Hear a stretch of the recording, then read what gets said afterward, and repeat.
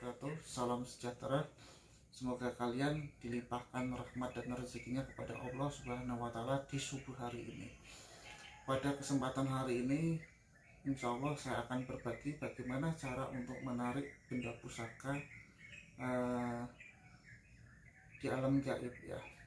Karena ada beberapa versi, ada yang kita mendatangi tempat keramat, yang mana tempat itu ada benda pusaka atau mustika yang memang harus ibaratnya memang ingin diwujudkan. Dan ada juga yang mengambil di rumah dengan cara kita mengambil tanah dari tempat keramat tersebut atau tempat yang ada pusakanya. Intinya sih seperti itu ya. Langkah yang harus kita terima atau kita ambil dalam menarik itu, satu, kita harus mempunyai amalannya khusus untuk penarikan benda pusaka. Lalu kita power dari energi keilmuan yang kita pelajari itu memang betul-betul bisa untuk mewujudkan benda yang akan kita tarik. Contohnya kita ingin narik pusaka keris, kalau energinya nggak kuat ya otomatis pusaka yang ada di alam gaib itu tidak akan bisa wujud. Seperti itu. Maka dibutuhkanlah ketika pusaka ingin dimanifestasikan ke alam dimensi manusia, maka energi dari si penarik itu harus betul-betul seimbang atau lebih di atas dari pusaka tersebut. Makanya kebanyakan orang menarik pusaka itu banyak yang gagal karena satu, energinya belum full atau belum kuat untuk menarik suatu benda, makanya tidak bisa dimanifestasikan. Nah, ini saya kasih tata caranya saja, saya tidak mempraktekkan tetapi tata caranya. Nah, ketika kita ingin menarik, kita mendatangi dengan cara mendatangi tempat keramat. Sebelumnya 7 hari kita harus melakukan puasa dan melakukan membaca amalan untuk menarik pusaka. Nah, ketika kita udah 7 hari, kita datangi tempat tersebut dengan membawa kembang liman atau kembang setaman ya, dupa hiu, dupa kawi, itu dibakar semua. Jadi ibaratnya, nah saya kasih contoh ya. Ini di sini pohon keramat. Kita di sini posisinya. Nah, posisinya ya. Berarti kita menaruhkan kembang itu di sini, dupa di sini, kita meditasi wirid sambil membaca amalan tersebut sebanyak-banyaknya sampai media itu wujud atau manifestasi di dalam dimensi manusia. Nah, seperti itu. Dan jangan mudah percaya dengan penarikan benda pusaka yang nanti dieker-eker atau ngambilnya itu di tanah.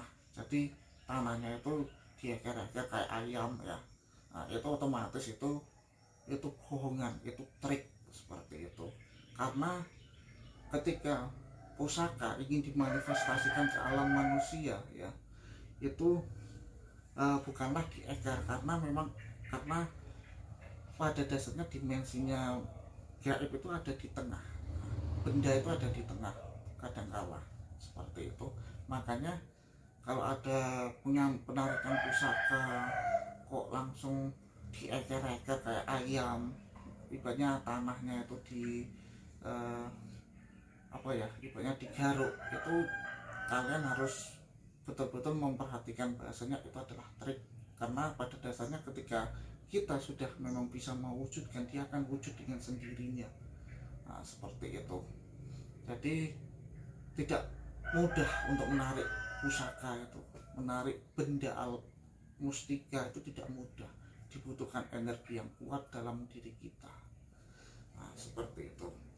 Nah, yang jelas sih seperti itu. Itu tata cara untuk ketika kita mendatangi lokasi ya. Kalau ini kita tata cara yang kedua, ini tata caranya penarikannya di rumah bisa. Caranya apa? Caranya bagaimana ya? Caranya kalian cukup mengambil tanah ya, mengambil tanah, bakar dupa, siapkan kembang setaman tadi itu, bacakan amalannya. Jadi kita cukup ibaratnya ini ibaratnya tanah,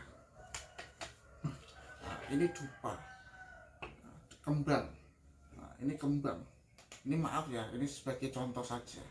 Nah, kita cukup duduk di depannya, kita wiridkan, tapi sebelumnya kita tawasul dulu, sama seperti kita datang ke lokasi itu pun harus tawasul, ibaratnya kita minta izin. Nah, yang jelas itu insya Allah bisa instan dengan adanya energi kita betul-betul di atas dari usaha tersebut, karena kita bisa mengalahkan kodam yang menguasai atau jin yang menguasai daerah tersebut. Intinya sih seperti itu. Mungkin jika ada yang kurang jelas bisa ditanyakan langsung ke Facebook saya, Perguruan Asma Allah ya, atau di WA saya 0853 8241 6999. Mungkin konten ini hanya begitu saja.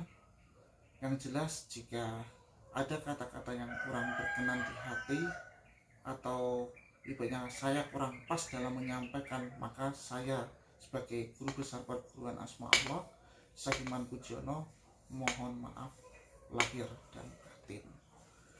Nah, baik, sampai jumpa kembali di channel yang akan datang. Jangan lupa di subscribe YouTube saya dan bunyikan lonceng untuk mendapatkan updatean terbaru. Oke, wassalamualaikum warahmatullahi wabarakatuh.